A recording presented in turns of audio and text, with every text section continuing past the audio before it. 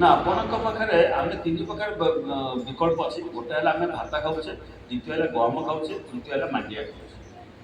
ଏ ସମସ୍ତଙ୍କ ପାଖରେ ଅଛି ସରକାର ଅଛି, କିନ୍ତୁ ମାଣ୍ଡିଆ ପାଖରେ ଅଛି କମ୍, ତାଠୁ ଟିକେ ଅଧିକା ଅଛି ଗହମ ପାଖରେ, ତାଠୁ ଅଧିକା ଅଛି ଭାତ ପାଖରେ। କିନ୍ତୁ ତାଙ୍କର କାର୍ଯ୍ୟଶୈଳୀ ଗୋଟେ ଅଲଗା। ଆମେ ଭାତ ଖାଇସାରିଲା ପରେ ଗୋଟେ ଅଧଘଣ୍ଟା ଭିତରେ ତାର ସୁଗାରଟାକୁ ରିଲିଜ୍ କରିଦେଉଛି, ବ୍ଲକ୍ କରିଦେଉଛି। ଗହମଟା ହେଲା କ'ଣ 2 ଘଣ୍ଟା 3 ଘଣ୍ଟା ନେବ, ମାଣ୍ଡିଆଟା ନେଲା ବେଳକୁ 8 ଘଣ୍ଟା 10 ଘଣ୍ଟା ହେଉଛି। ସେଥିପାଇଁ ମାଣ୍ଡିଆରେ ସୁଗାର ଥିଲେ ମୋତେ ସୁଗାରଟା ଆମକୁ ଜଣାପଡ଼େ ନାଇଁ କି? ସେଥିପାଇଁ ମୁଁ ଆମ କହିବା କଥା ଆମ ଖାଇବା ଶୈଳୀରେ କ'ଣ କରିବା ନା ସକାଳେ ଯେଉଁ ଟିଫିନ୍ଟା କରୁଥିଲେ ସେ ସୁଜି ଖାଉଥିଲେ କି ଚୁଡ଼ା ଖାଉଥିଲେ କି ମୁଢ଼ି ଖାଉଥିଲେ କିମ୍ବା ଉପମା କରି ଖାଉଥିଲେ କି ଇଡଲି ଖାଉଥିଲେ, କ'ଣ ଗୋଟେ ପୁରୀ ଖାଉଥିଲେ, କ'ଣ ଗୋଟେ ଖାଉଥିଲେ, ସେ ସବୁ ଜିନିଷ କ'ଣ ହେଉଛି ଗହମ ଆଉ ଚାଉଳରେ ରିଲେଟିଭ୍ ଜିନିଷର ସମ୍ବନ୍ଧୀୟ ଜିନିଷ। ଆମେ ଟୋଟାଲି ତାକୁ ଖାଇବା ନାହିଁ। ଆମେ କ'ଣ ଖାଇବା?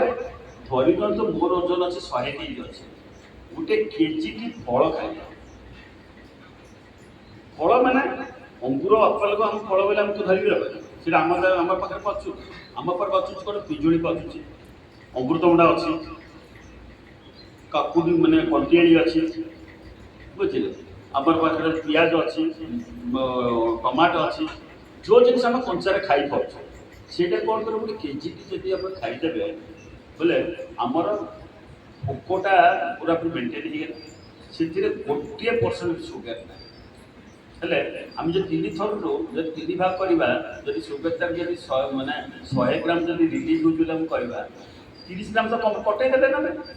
ଏଥର ଆମେ 70କୁ ଆସିବା, ନାଇଁ କି? 70 କଥା ଚିନ୍ତା କଲେ 30 ଗ୍ରାମ ଆମେ କଟେଇ ପାରିଲେ, ନାଇଁ କି? 30 ଗ୍ରାମ କଟେଇ ଦେଲା ପରେ ଆମେ ଯେଉଁ କେଜିଟି ଯଦି ଆମେ ଯେତେବେଳେ ଖାଇବା,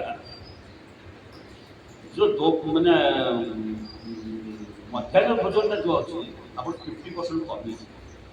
କାହିଁକି? ଇଏ ଡାଇଜେସନ୍ ଅତି ସହଜରେ ହେବ। ଯେଉଁ ଫଳ ଯାହା ଖାଇଥିବା, କାହିଁକି ଆମକୁ ଯଦି ଆମ ସୃଷ୍ଟିରେ 2 ପ୍ରକାର ଜୀବ ଦେଖୁଛୁ, ଗୋଟେ ହେଲା ଶାକାହାରୀ, ଗୋଟେ ହେଲା ମାଂସାହାରୀ। ଆମେ ଶାକାହାରୀ ନୁହଁ କି ମାଂସାହାରୀ ନୁହଁ, କିନ୍ତୁ ଆମକୁ ଯଦି କୁହାଯିବ ଶାକାହାରୀ ମାଂସାହାରୀ ରହିଲେ ଆମେ ଶାକାହାରୀ ବୋଲି କହିପାରୁଛୁ। କିନ୍ତୁ ଶାକାହାରୀ କିଏ? ଯିଏ ଘାସକୁ ବି ଖାଇକି ଜୀର୍ଣ୍ଣ କରିପାରୁଛି, ସେ ହେଉଛି ଶାକାହାରୀ, ବୁଝିଲେ? ସେ ତ ଆସିଲେ ଆମର ଛେଳି, ଗାଈ, ମେଣ୍ଢା ସବୁ ଆସିଲେ ସବୁ ଶାକାହାରୀ। ଯେଉଁ ମାଂସାହାରୀ ଆସିଲେ କି ବିଲେଇ, ତାପରେ ଆସିଲେ ବାଘ, ଏସବୁ ଆସିଲେ ମାଂସାହାରୀ। ସେମାନେ ଘାସ, ଫଳ, ପନିପରିବା ଖାଇବେନି, କି ଏମାନେ ଗାଈ ଗୋରୁ ଏମାନେ ମାଂସ ଖାଇବେନି। ଏଇଟା 2 ପ୍ରକାର ହେଲା। କିନ୍ତୁ ଆମେ ନା ଶାକାହାରୀ ନା ମାଂସାହାରୀ, ଆମେ ଯେଉଁ ଅନ୍ନହାରୀ। ଆମକୁ ଯେକୌଣସି ଜିନିଷ ସିଝେଇକି ଦେଲେ ଆମେ ଖାଇଲେ ଆମେ ଜୀର୍ଣ୍ଣ କରିବା ସମସ୍ତ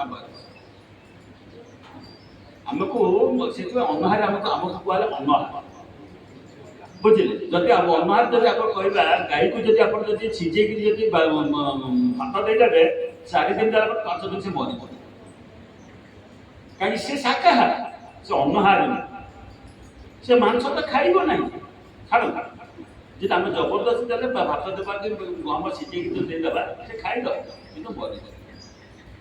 ଯେହେତୁ ଆମ ପ୍ରାଣୀଟା 3 ପ୍ରକାର, ଶାକାହାରୀ, ଅନ୍ନହାରୀ ଆଉ ମାଂସାହାରୀ। ହେଲେ ଆମେ ତ ଆସିଲେ ଯେଉଁ ଫଳ ଯାହା ଖାଇଥିବା, ଏ ଫଳରେ କ'ଣ ଅଛି?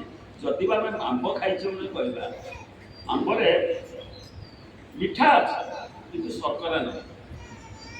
ତାକୁ କହିବା କ'ଣ? ଫ୍ରୁକ୍ଟୋଜ୍ ଅଛି କିନ୍ତୁ ଗ୍ଲୁକୋଜ୍ ନାହିଁ। ଗ୍ଲୁକୋଜ୍ରେ କ'ଣ ହେବ? ଆପଣ ଶର୍କରା ଆମକୁ ସୁଗାରରେ କନଭର୍ଟ। କିନ୍ତୁ ଏଇଟା ଯେହେତୁ ଆମେ ଗ୍ଲୁକୋଜ୍ରେ ଆମେ ଖାଉଛେ, ଆଉ ଆମ ସୁଗାରଟା ବଢ଼ିଯାଉଛି। ଫ୍ରୁକ୍ଟୋଜ୍ ଖାଉଛେ, ବିଲକୁଲ ସୁଗାର ଏତେ କିଛି ଭାବିବାର ନାହିଁ। ଆପଣ ଲିଚୁ ବି ଖାଇପାରିବେ, ଆପଣ ସଫାଚା ବି ଖାଇପାରିବେ, ଆପଣଙ୍କର କଦଳୀ ବି ଖାଇପାରିବେ, ସବୁ ଖାଇପାରିବେ। କିନ୍ତୁ ବହୁ ସଂଖ୍ୟାରେ କମ୍, ଅଳ୍ପ ଖାଆନ୍ତୁ। ସବୁରୁ ଖଣ୍ଡେ ଖାଇଲେ କିଛି ହେଇଗଲା ଖାଇଦେଲେ। ଖାଇଦେଲେ କ'ଣ ହେବ? ପୁରାପୁରି ଅଧା ଭୋଜନ କରିଦେଲେ। ତାର ଅର୍ଥ ଆପଣ ନିଶ୍ଚିତ କେତେ ଫଳ କିଛି ବିଚିତ୍ର ଜିନିଷ କିଛି ନାହିଁ ଆଜ୍ଞା। ନାଇଁ ଶୁଣନ୍ତୁ, ମୁଁ ତାର ଓଜନ ଯେତିକି ତାର ସେତିକି ଗ୍ରାମ ଖାଏ। ଆଜ୍ଞା 50 କେଜି ଅଛି, ସେ ଅଧା କେଜି ଖାଇବେ।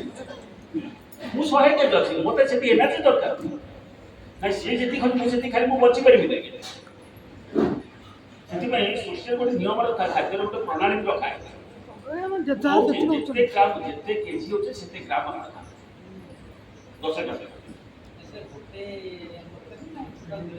ସବୁ ମିଶେଇ ଖାଉନାହାନ୍ତି ଗୋଟେ ପ୍ରକାର ଖାଇବେ ଗୋଟେ ବକ୍ତ ନାହିଁ ଗୋଟେ ଦିନ ଗୋଟେ ବେଳା ଖାଇଲେ ଆପଣଙ୍କର ଉପର ଯୋଉ ଆମ ମଧ୍ୟାହ୍ନ ଭୋଜନ କରିଥାନ୍ତେ ସେଥିରେ ଯୋଉ 30 କି 35 ଗ୍ରାମ ତାପ ସୁଗାରଟା ମିଳିଥାନ୍ତା ଆମ ଅଧା ଖାଦ୍ୟଟା ବନ୍ଦ ହେଇଗଲା ସେଥିରେ 7 ଗ୍ରାମ କମିଗଲା ପ୍ରଥମେ କମେଇଛୁ 30 ଗ୍ରାମ କେତେ ଗ୍ରାମ ହେଲା 47 ଗ୍ରାମ କମେଇଦେଲେ ତାର ତ ଅଧା କମେଇଦେଲେ ସୁଗାରଟା ନାଇଁ ଅଧା ଯେତେବେଳେ ସୁଗାରଟା କମିଯାଇଛି ଆଉ ଅଧା ରହିଲା ଆଉ ଅଧା ପାଇଁ ହେଲେ ଆପଣ କ'ଣ କରିବେ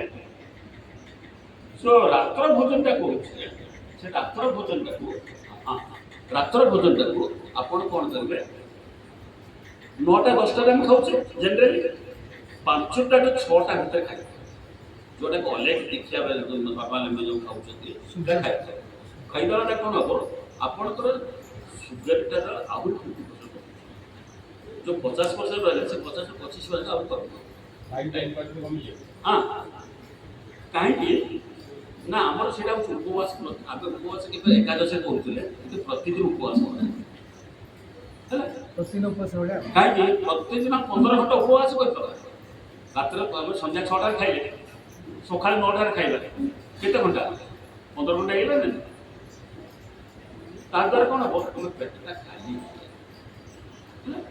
যে সুগারটা আছে আমার সুগারটা আমি বডি দরকার যে সুগার বিনা কোণ হব যে সুগার ট্যাবলেট মানে খাই খাইকি অଛନ୍ତି তার সুগার কমি যাচ্ছে কমিগলে সেমানকে ଆଉ ଗୋଟେ ରୋଗରେ ଷ୍ଟାର୍ଟ ସେଥିପାଇଁ ଏତିକି ଜିନିଷ ଆପଣ କରନ୍ତୁ ଆପଣ ସୁଗାରଟାକୁ 100% କମି ନ କମିବ ଅନ୍ତତଃ 70-80% ସୁଗାର କମିବ ଆପଣ ଯେଉଁ ମେଡିସିନ ଖାଉଛନ୍ତି ନା ମେଡିସିନ ତାକୁ ମନା କରିବା ଆବଶ୍ୟକତା କିଛି ନାହିଁ ମେଡିସିନ ଖାଉଛନ୍ତି କିନ୍ତୁ ମେଡିସିନର କ୍ୱାଣ୍ଟିଟି ବି କମାନ୍ତୁ ଆପଣ 2ଟା ট্যাবলেট ଖାଉଛନ୍ତି ଗୋଟେ ট্যাবলেট ଖାଆନ୍ତୁ ଦିନକୁ ଗୋଟେ ଖାଉଛନ୍ତି 2 ଦିନ ଥରେ ଖାଆନ୍ତୁ କିନ୍ତୁ ଖାଆନ୍ତୁ ଆସ୍ତେ ଆସ୍ତେ ଆପଣ ସୁଗାରଟା ବଢ଼ିଲେ ଆପଣ ଜାଣିଥିବେ ସୁଗାରଟା କମିଗଲେ ଆପଣ ଜାଣିଥିବେ ତା ସାଙ୍ଗରେ ଆପଣ ବହୁ ସଞ୍ଜୀବନୀ ଗୋଟେ ଅଛି ଆପଣ ବହୁ ଇଏ ଅଛି ପଞ୍ଚଗବ୍ୟ ଅଛି ତାକୁ ବ୍ୟବହାର କରନ୍ତୁ ଆପଣ ବଡ଼ିଟାକୁ ଇମ୍ୟୁନିଟି ପାୱାରଟାକୁ ବଢ଼ାଇବେ ଆଉ ବଡ଼ିରେ ଯେତେ ଟକ୍ସିନ୍ ଅଛି ସେ ଟକ୍ସିନ୍ ସେ ବାହାର ବୁଝିଲେ 2ଟା ଜିନିଷ ମାନେ ଏଠି କରିଦେଲା ପରେ ଆପଣ ରୋଗଟାର